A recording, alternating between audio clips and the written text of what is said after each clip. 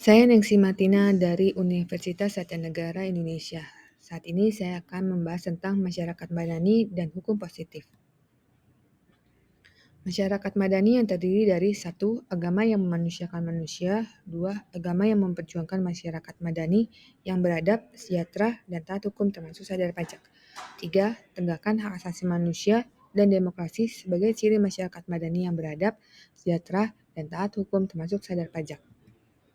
Agama yang memperjuangkan masyarakat madani yang beradab, sejahtera, dan taat hukum termasuk sadar pajak. Masyarakat madani sendiri artinya adalah suatu komunitas masyarakat yang memiliki kemandirian aktivitas warga masyarakatnya yang berkembang sesuai dengan potensi budaya, adat istiadat, dan agama, dengan mewujudkan dan memberlakukan nilai-nilai keadilan, prinsip kesetaraan atau persamaan, penegakan hukum, jaminan kesejahteraan, kebebasan, kemajemukan atau pluralisme, dan perlindungan terhadap kaum minoritas.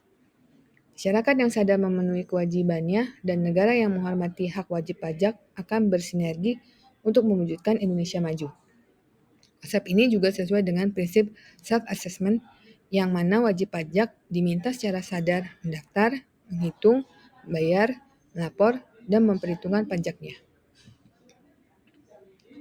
Tegakkan HAM dan demokrasi sebagai ciri masyarakat madani yang beradab, sejahtera, dan taat hukum termasuk sadar pajak. Ciri-ciri masyarakat madani antara lain: 1.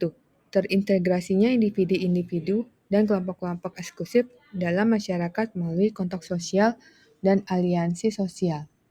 Kedua, menyebarnya kekuasaan sehingga kepentingan-kepentingan yang mendominasi dalam masyarakat dapat dikurangi oleh kekuatan-kekuatan alternatif. Ketiga, terjembataninya kepentingan-kepentingan individu dan negara karena keanggotaan organisasi-organisasi volunteer mampu memberikan masukan-masukan terhadap keputusan-keputusan pemerintah.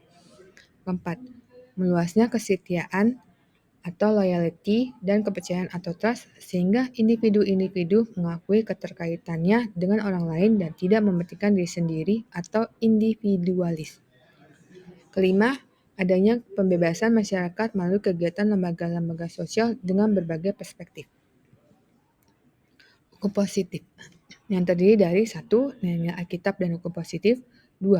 Fungsi profetis orang beriman terhadap hukum positif. Ketiga, penerapan nilai-nilai hukum Tuhan dan hukum positif. Nilai-nilai dan hukum positif. Beberapa nilai-nilai Alkitab yang harus ditanamkan pada generasi berikutnya, yaitu 1. Kebenaran atau trust. Kebenaran yang berdasarkan pada Alkitab ada pada Matius 5 ayat 37. Kesalehan atau righteousness. Kesalehan berbicara tentang hubungan atau relasi kita dengan Allah dan kesederhanaan hidup ada pada Ayub 29 ayat 4. Kekudusan atau holiness, syarat seseorang dapat melihat Allah dan masuk menghadap kehadiratnya ada pada Matius 5 ayat 8.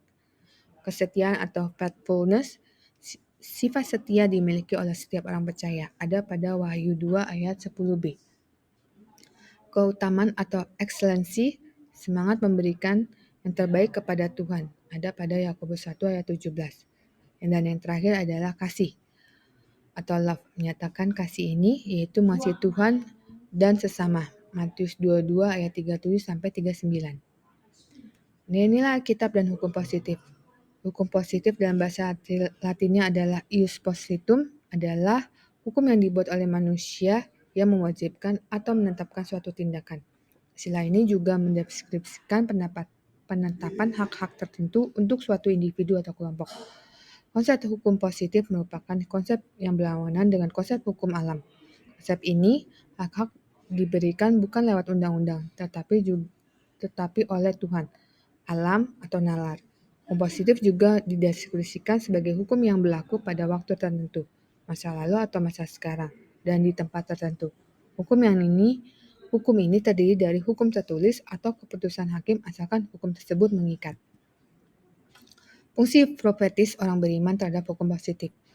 Profetif itu dari kata profesi, yang artinya nubuat atau ramalan adalah sebuah tindakan nubuatan yang dilakukan berdasarkan iman untuk menyatakan suatu iman akan digenapinya nubuat Tuhan atas pribadi tertentu, tempat tertentu, lembaga tertentu, dan lain-lain. Prospektif berhubungan erat dengan target Tuhan. Oleh karena itu, tindakan prospektif jenis ini akan berhubungan dengan angka, misalnya berapa kali, berapa banyak, berapa orang. Ada pada 2 Raja-Raja 13 ayat 14-19. Prospektif adalah respon iman. Tindakan prospektif jenis ini seakan terlihat tidak ada yang hubungannya, tetapi ini terkait dengan arah, ada pada Keluaran 14 ayat 15-21 dan Bilangan 24 ayat 2. Prospektif dengan kostum, warna, arti yang terkandung dalam warna seperti yang Tuhan mau, ada pada 2 Tawarikh 20. Penerapan nilai-nilai hukum positif dan hukum positif. Penerapan nilai-nilai hukum Tuhan dan hukum positif. Percaya terhadap adanya Tuhan Yang Maha Esa, menjalankan semua perintahnya, serta menjauhi larangan-larangannya.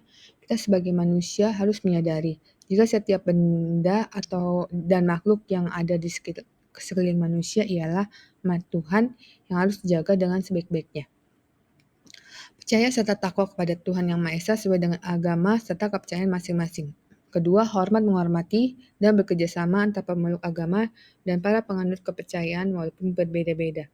Ketiga, saling menghormati kebebasan dalam menjalankan ibadah sesuai dengan agama dan kepercayaannya. Keempat, jangan memaksakan suatu agama atau kepercayaan terhadap orang lain.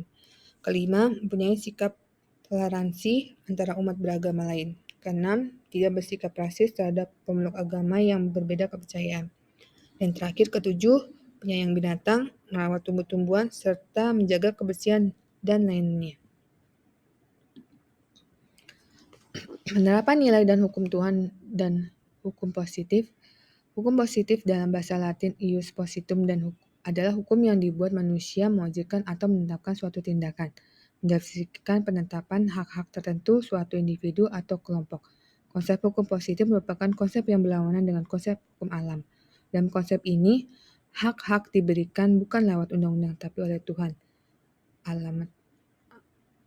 alam atau nalar. Hukum positif juga didefinisikan sebagai hukum yang berlaku pada waktu tertentu, masa lalu atau masa sekarang di tempat tertentu. Hukum ini terdiri dari hukum tertulis dan keputusan hakim asal hukum tersebut mengikat. 1. Hukum positif menjadi objek ilmu. Hukum positif tidak seperti hukum ilmu alam atau ilmu pasti.